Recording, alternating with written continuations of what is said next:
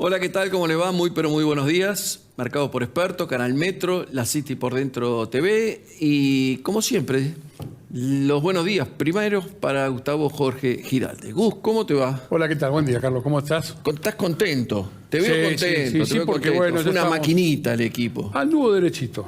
Fue una Pero no maquinita. hablemos de fútbol mejor. ¿Por qué ¿Querés? no? ¿Por qué no? Bueno, pero- Sí, forma parte. Vamos a hablar hasta con el invitado. Bueno, sí, No sí. vamos a hablar de San Lorenzo porque todavía no empezó, pero también vamos a es hablar. una alternativa. Yo no sé, a esta altura de cómo está el aspecto económico, que es lo principal para nosotros, la alternativa que podemos llegar a tener es bastante complicada. Pero bueno, no importa. Vamos a arrancar, ¿te parece? Me parece perfectamente. Bien, Vamos a hablar con Gustavo Quintana, Ahí asesor económico, un amigo de la casa. Tal cual. Un hombre que conversábamos antes, hace más de 50 años que estás en la profesión. Y algo así. Algo así.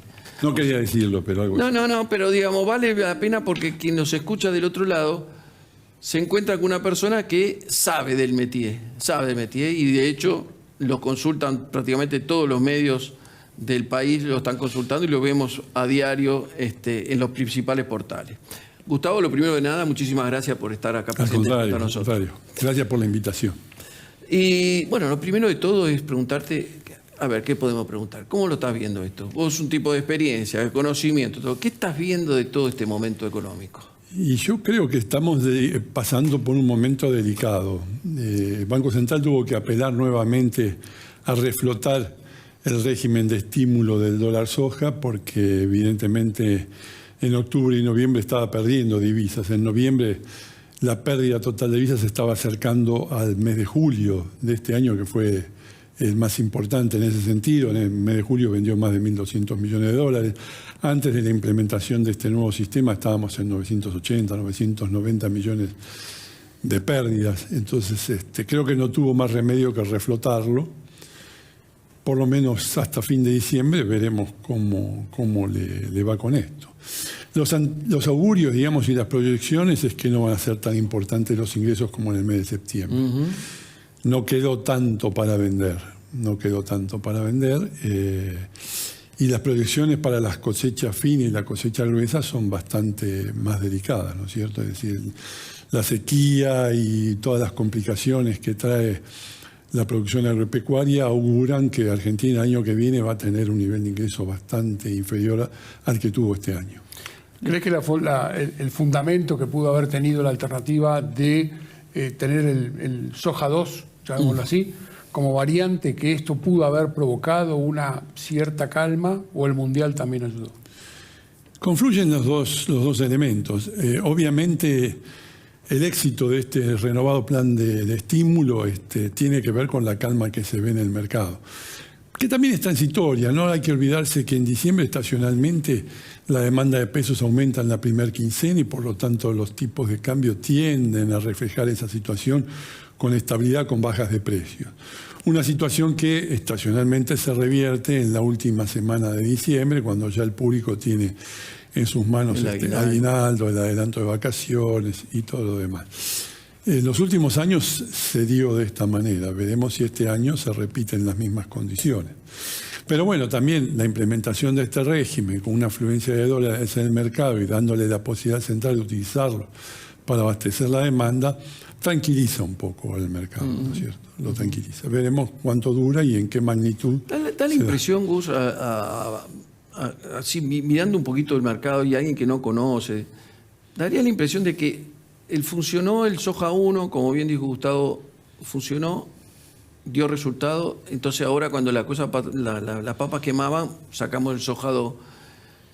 Como bien decís vos, seguramente va a haber menos volumen, pero da la impresión de que este va a ser el as de espada que vamos a tirar cada vez que las cosas se compliquen, porque en definitiva, ahora después ¿cuándo arranca la cosecha gruesa? ¿En marzo? En marzo, después de marzo. Bueno, ahí va a haber un cúmulo importante de dólares, entonces es un ancho de espada que tenemos y que está sacando el gobierno para estirar esa agonía, digamos. Es posible, pero no hay que olvidarse que tiene una contracara fiscal muy importante. El Central emite pesos para pagar dólares a 2.30 y lo está vendiendo a 167 en el mercado. Lo dijo recién Pese, hoy el jueves a la mañana, dijo como que si la primera parte se hizo sin mayores dificultades, esta tampoco.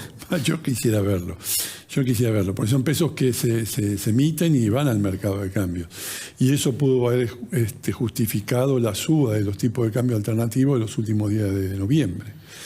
La cantidad de pesos que hay en circulación. Que no se reflejan en los últimos. Claro. Y el principio de diciembre no fue de suba, claro, fue más bien de estabilidad y de baja. Bueno, pero los últimos días de noviembre y ahora los primeros días de diciembre fue cuando se reflotó el plan de estímulo a las exportaciones de soja. Yo creo que tiene que ver algo con eso. Pero de todos modos, la contracara fiscal, el costo fiscal que tiene esto para el Banco Central es importante, porque lo obliga a absorberlo después de esos pesos pagando una tasa de interés muy elevada. El déficit llamado cuasi fiscal de central es cada vez más importante. Y eso en algún momento va a haber que resolverlo. No sé cómo van a hacerlo, pero va a haber que resolverlo. O pensar cómo resolverlo, por lo menos. Digamos que la emisión que tuvo desde noviembre del 2021 a este noviembre, prácticamente creció un 115% sí, la emisión. Por lo tanto, fue claro, esa alternativa fue de 4.200 millones, 4.200 billones de pesos. Claro. Ahora en este momento está casi 9.200.000 billones. Y que al central lo obliga a renovar deuda cada vez a tasas más caras. 75% es la actual. Claro, porque ahí el mercado si no le paga. Una no condición bastante complicada. Por eso insisto, eso en algún momento alguien va a tener que pensar cómo solucionarlo.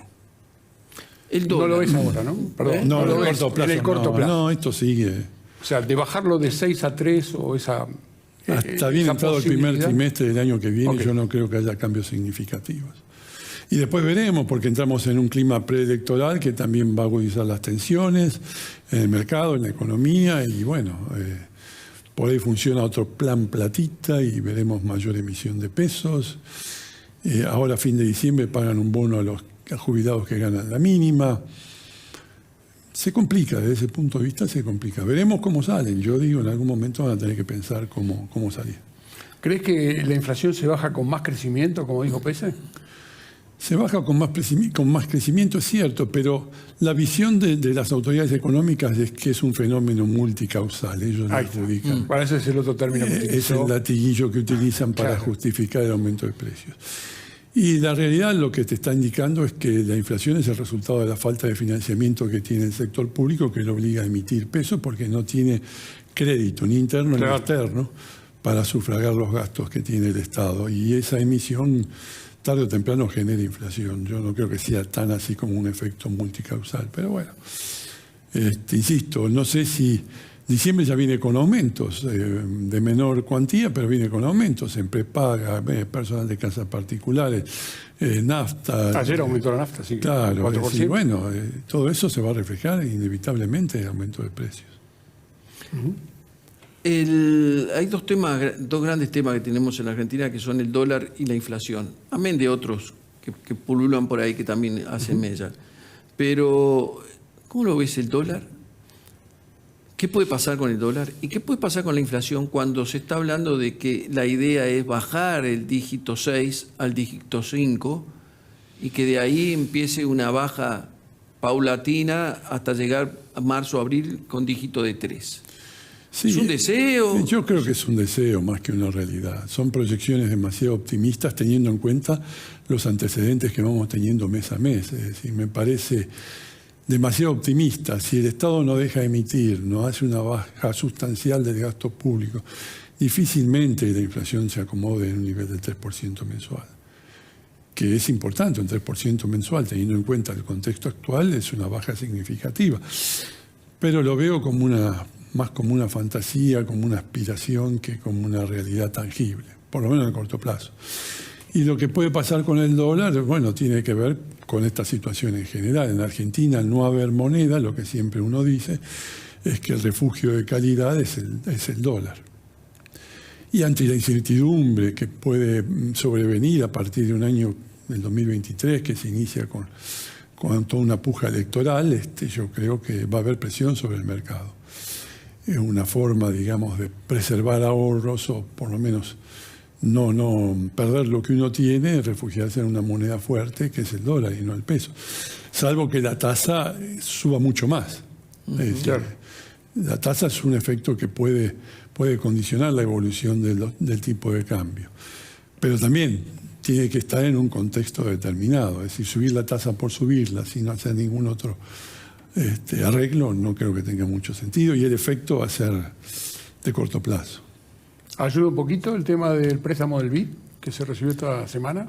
Y ayuda, o por lo menos en el sentido, anuncio. digamos, claro, el anuncio es que, digamos, maquillan un poco las reservas porque suben. Pero esos fondos son con afectación específica. Claro. Entonces, no son reservas que el central puede utilizar libremente. O sea, por supuesto, sí, tranquilizan en el sentido que suben las reservas, pero bueno, es un maquillaje, ¿no?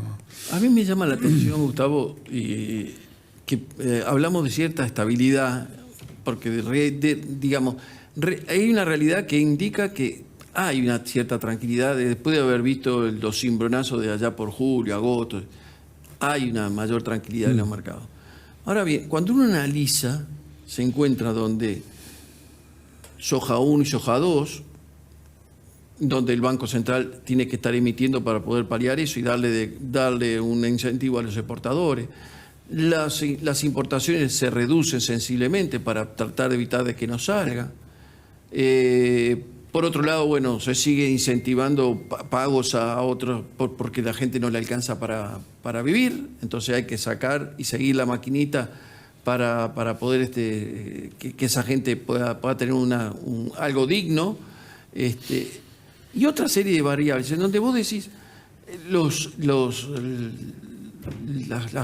digamos, el control que hay de precios ahora, no se les permite subir más del 4%, precios, cuidado, no sé, mil y pico de productos, 1000 y pico de productos. Entonces vos decís, mirás todo ese abanico y decís, pero en algún momento de acá tenemos que salir, tenemos que, dólar soja se va a terminar, las importaciones en algún momento las tenemos que liberar.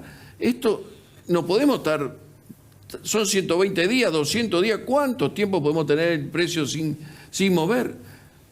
¿Cómo salimos de todo eso? Es difícil decirlo, pero yo insisto en el sentido de que si no hay un cambio radical en la matriz económica de Argentina va a ser muy difícil salir de esto. Eso es interesante. A ver. Es una economía hiperregulada con un peso enorme del Estado en la generación del PBI, no en la generación del PBI, en el PBI el Estado tiene más del 51% del PBI de Argentina, con regulaciones, es un Estado ineficiente, porque si me dijeras que es el Estado noruego, que maneja un fondo fenomenal, es uno de los fondos de inversión más grandes del mundo, pero bueno, lo manejan con otro criterio. Argentina no tiene esas condiciones y esas características. Si no hay un cambio radical en eso, va a ser difícil que todo lo demás prospere. El tema de importaciones se está acumulando deuda. El central te obliga a importar con deuda a 180 días. ¿Y qué va a pasar en los 180 días? Vas a tener que ir a abrir el grifo para pagar esa deuda. Es decir, se está acumulando deuda comercial del sector privado. En algún momento vas a tener que salir de esta especie de trampa que vos mismo generaste. ¿Cuándo? ¿Cómo? No lo sé. Es decir, la impresión que uno tiene es que en las actuales circunstancias no hay muchas chances de salir. Es un problema de concepto. La condición que vos tenés actualmente también, que los importadores no puedan en este momento disponer el fondeo suficiente como para incorporar materias primas Claro. o materiales que puedan llegar a necesitar para la producción. Y es más, hasta tiene cierta limitación para poder adquirir, no pueden estoquear, en una palabra, materias primas. Solamente pueden hacerlo para lo diagramado para los próximos meses. Y ahí es donde el cupo se acota cada vez más, ¿no? Es una especie de just in time que están Exacto. haciendo con los importadores, pero eso también tiene una contracara negativa, que es el nivel de actividad que se está viendo, que se está reduciendo. Es importante la reducción que hay en el nivel de actividad. Hay fábricas que están dejando de producir, aunque sea transitoriamente, aunque sea por un par de días, por una semana, por 10 días, porque no tienen insumos. Insisto, eso en algún momento vas a tener que arreglarlo, porque no. Importar, digamos, sirve para poder exportar más. Es decir, hay muchas exportaciones que se hacen que necesitan insumos importados. El campo mismo, que es el principal productor de divisas, necesita importar fertilizantes, agroquímicos, para aumentar la producción. Es decir, no puedes cortar ese circuito. Mira, Argentina es una de las economías más cerradas del mundo, medida en términos de participación de su comercio exterior en el comercio exterior internacional. Es una de las economías, si no es la más cerrada del mundo. Y vemos que no hay consecuencias buenas para eso. Si vos me dijeras, bueno, se tomó esa resolución, pero el efecto es benéfico, bueno, está bien, sigamos en ese sentido, pero las condiciones que uno ve actualmente son totalmente opuestas a eso, es decir, no tiene mucho sentido. Sin embargo, se sigue con eso, con mecanismos que han sido utilizados negativamente en el pasado. Hace más de 70 años que estamos con esto. Vos podés hablar con propiedad, porque muchas veces uno habla por lo que dijeron y puede creer o no puede creer, bueno, hay dudas. Pero vos conocés bien el tema Nueva Zelanda. Lo conocés bien y lo estudiaste, el tema de Nueva Zelanda. Porque tenés un familiar, una hija, que trabaja ahí, que se va a estar nacionalizando, en fin, por lo que sea. Pero te empapaste de Nueva Zelanda. ¿Qué pasó con Nueva Zelanda en los 70? En la década de los 70 y de los 80, la economía de Nueva Zelanda tenía una organización muy similar a la nuestra, con un exceso de regulación estatal, con factorías que operaban como lo que se llama maquila, es decir, importan las partes, arman y venden, un poco a imagen y semejanza de lo que está pasando en el sur argentino. Muchos subsidios, precios controlados, un excesivo control del Estado. Eso derivó también en una situación muy similar a la que vivimos nosotros, es decir, altos niveles de inflación, pobreza, bajo nivel de actividad. Pero ¿qué pasó? Que hubo una elección donde ganó un primer ministro liberal que tomó una decisión que fue la de cambiar, digamos, de cuajo el modo de producir en Nueva Zelanda. ¿Con qué? Con desregulación total de la economía, con eliminación de los subsidios, eliminación de los controles de precios, apertura irrestricta del comercio exterior, es decir, Nueva Zelanda se transformó en un muy buen exportador. Si vos viajás hoy a Nueva Zelanda, no tiene industria automotriz. Y sin embargo vive, y vive muy bien. Es productor de productos agropecuarios y exporta muy bien. Es decir, ha liberado fuerzas al mercado, que es algo que acá no hay, es decir, no existe eso. Y yo insisto en el sentido de que la sociedad es la que no demanda ese cambio. Exacto, porque esto que vos decís, hoy por hoy, visto acá, sería imposible Y yo creo que sí sería imposible, sí, seguramente. Imposible. Porque se ha armado un entramado muy potente. Muy potente, donde el Estado es el que me solventa, el que me atiende, el que me soluciona los problemas. Entonces, no, contra él no, déjalo. Bueno, muchos empresarios de pymes te reconocen en privado que no consiguen gente para trabajar porque están afectados con planes. Claro. Entonces, bueno, todo eso, insisto, es un entramado al que va a ser muy difícil salir. Si no hay un cambio radical, digamos, cultural, de concepto, va a ser muy difícil. ¿Quién crees que puede dirigir esta condición? No lo digo desde los términos políticos, ¿no? O sea, ¿qué mente tiene que tener la persona para poder guiar cuál es lo que necesita Argentina? Y es difícil decirlo. Tiene que ser una mente muy abierta, muy pragmática,